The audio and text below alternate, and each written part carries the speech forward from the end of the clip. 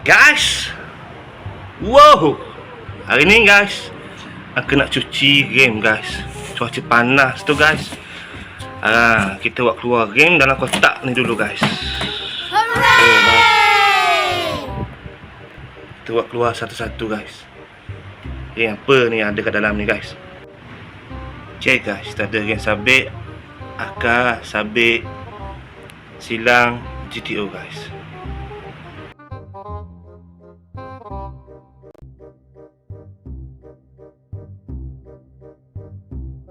Okay guys, jadi itulah geng yang ada dalam kotak tu tadi guys.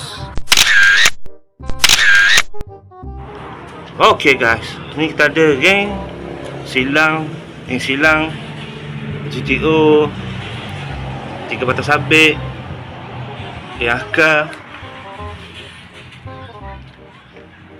geng 5 batang sabit guys.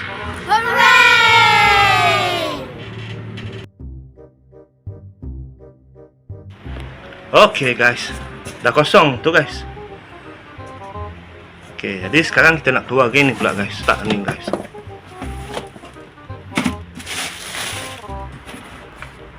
Oh guys, dah berabuk tu guys.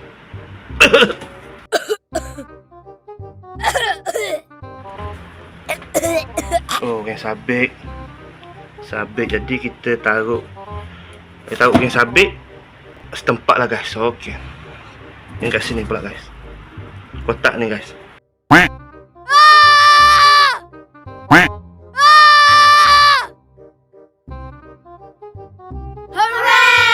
Okay guys, untuk kotak yang kedua tu ada geng 3 batang sabit. Merah ni sepasang, ni ori kilang ni color dia tu guys. Yang tu aku dari peng tu guys. Merah 3 tak silap. Okay, yang ni ada geng pelangi tu pasang kat situ. Pelangi buka dan pelangi tutup tu guys. Okay guys, sekarang nak buka kotak yang berapa tu guys. Pelangi buka dan pelangi tutup guys.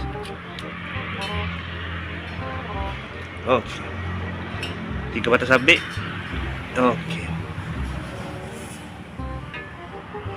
Okay guys, kotak ni telah kering. Kotak ni pun telah kering guys. So sekarang ni kotak ni guys. Okay, apa yang ada guys? Oh guys, 5 batang sabit guys. Okay, kita bersyukur geng 5 batang sabit ni guys. Yeah.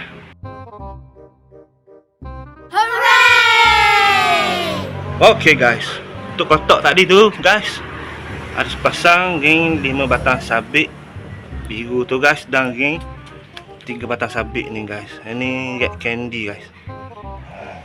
Red candy guys.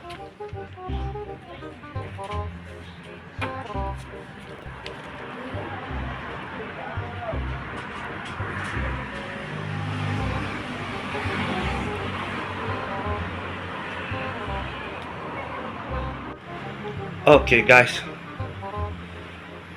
nak buka yang mana dulu ni guys.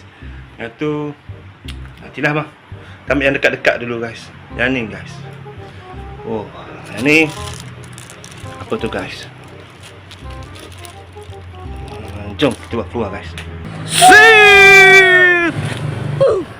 Kasih yang. Terima kasih.